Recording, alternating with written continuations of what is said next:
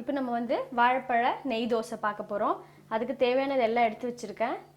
வாழைப்பழத்தை சின்ன சின்ன பீஸாக கட் பண்ணிட்டேன். இப்போ இது எல்லாத்தையுமே வந்து ஒன்று ஒன்றா சேர்த்து மிக்சியில் போட்டு நம்ம அரைச்சி எடுத்துக்கலாம். இப்போ மிக்சி ஜாரில் நம்ம ஒன்று ஒன்றா சேர்த்துக்கலாம். ஃபஸ்ட்டு கட் பண்ணி வச்ச வாழைப்பழம் சேர்த்துக்கிறேன். கோதுமை மாவு ஒரு 3 டேபிள் ஸ்பூன் அளவு கோதுமை மாவு சேர்த்துக்கிறேன். நான் 3 டேபிள் ஸ்பூன் அளவு தான் எடுத்து வச்சுருக்கேன். 2 டேபிள் ஸ்பூன் அளவுக்கு அரிசி மாவு, கொஞ்சமாக தேவைக்கு இப்போ லைட்டாக ஒரு பிஞ்சு சால்ட்டு சேர்த்துக்கலாம். நிறைய சேர்க்கக்கூடாது. சுக்கு பொடி ஒரு 2 பிஞ்ச் அளவுக்கு சுக்கு பொடி சேர்த்துக்கோங்க. ஒரு 1/4 டீஸ்பூன் ஏலக்காய். வெல்லம் சேர்த்துக்கிறேன். நீங்கள் நாட்டு சர்க்கரையும் சேர்த்துக்கலாம், நல்ல டேஸ்ட்டாக இருக்கும். ஒரு 1/4 டம்ளர் அளவுக்கு தண்ணி சேர்த்து நல்ல ஒரு பேஸ்ட் மாதிரி இதை அரைச்சி எடுத்துக்கலாம். இப்போ அரைச்சாச்சு.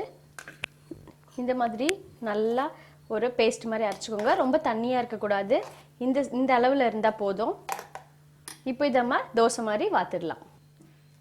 தோசைக்கல் போட்டுட்டு நான் நெய் ஊற்றிக்கலாம்.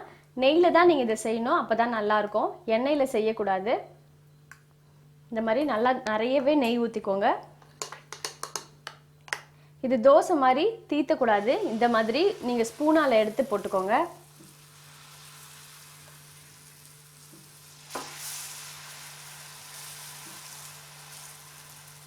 நீங்கள் வேகமாக தீர்த்துனீங்கன்னா ஒன்றோட ஒன்று ஒட்டிக்கும்.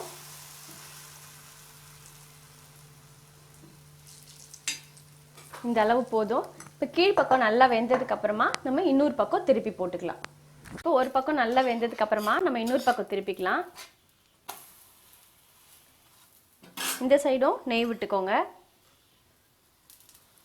அந்த பக்கமும் இந்த மாதிரி நல்லா பொன்னிறமாக வந்ததுக்கப்புறம் நம்ம எடுத்துடலாம். இது மாதிரி பெருசாகவும் ஊற்றிக்கலாம், இல்லை குட்டி குட்டியாகவும் நீங்கள் ஊற்றிக்கலாம், நம்ம விருப்பம்தான். இப்போ நம்ம எடுத்துடலாம். பாருங்கள், இந்த பக்கமும் சூப்பராக வெந்துடுச்சு. நம்மளோட வாழைப்பழ நெய் தோசை ரெடி.